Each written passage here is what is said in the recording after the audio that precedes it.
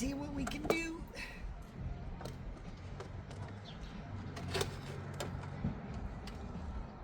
What I'm gonna try to do is get it to the hole where the seat buckles in, I guess. That's what I'm gonna try.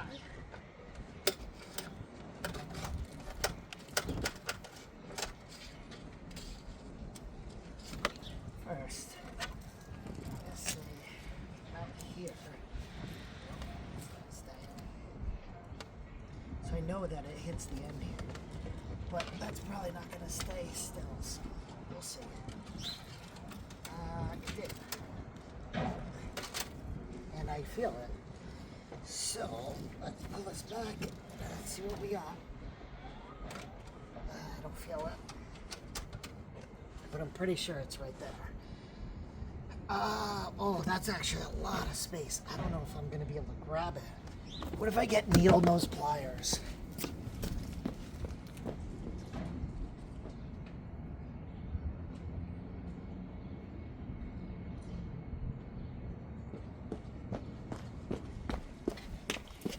There's probably a much easier way to do this, but I think there's double-sided tape on the door sill, and I really don't want to break that seal.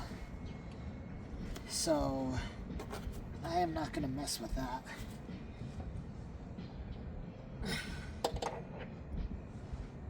I'd rather make it a lot harder for myself.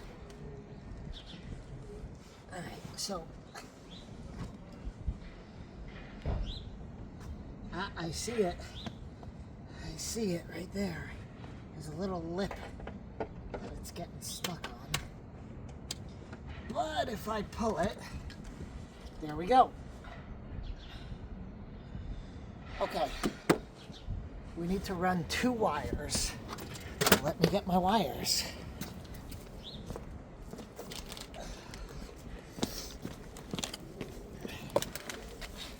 So basically,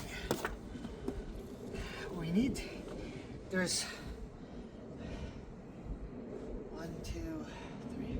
There's 3 wires we need to run from here. Technically only 2. A ground, and if you're doing the powered seats, the power. So I have some wire here, and I looked this up last time. I need to run 2 14 gauge runs, 1 14 gauge ground, 1 14 gauge power. So that's what I'm gonna do.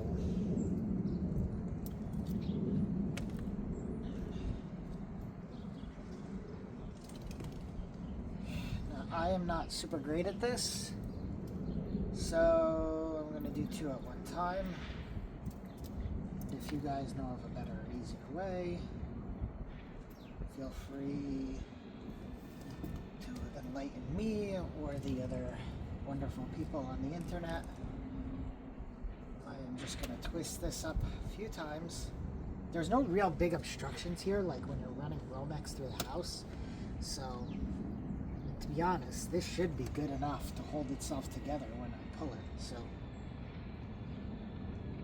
here we go. So the thing is, the power needs to go back there. The ground needs to go here. So I do think I need to pop this kick panel out. Luckily, it's only held in by a couple of tabs. It's just getting it out on this side is always a challenge. At least the driver's side is a little easier than this. I don't know what I'm doing.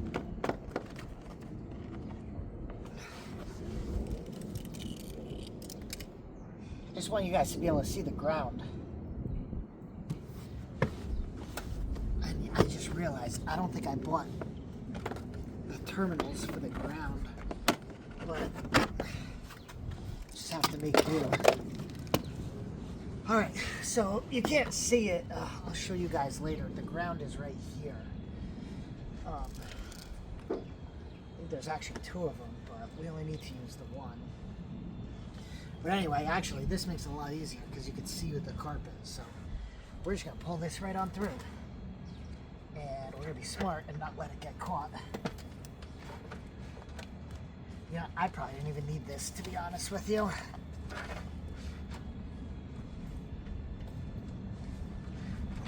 Voila. And now we have our wires. For those of you guys doing this, trust me, just take the seat out. It's just not worth trying to do with the seat in. So, although, yes, it's coming out of this hole, I mean, look, it's going to take me 3 seconds to get it over the hump to here, so that's why I chose to do that one, because it would just be easier to... The snake is not going to make it over the hump in the floor, so... Alrighty, so now we got this. Not to mention, I actually think that this is a good way of doing it because you're not like cutting through the middle of the floor. You feel it. It's along the side here, and then we'll just slip it over.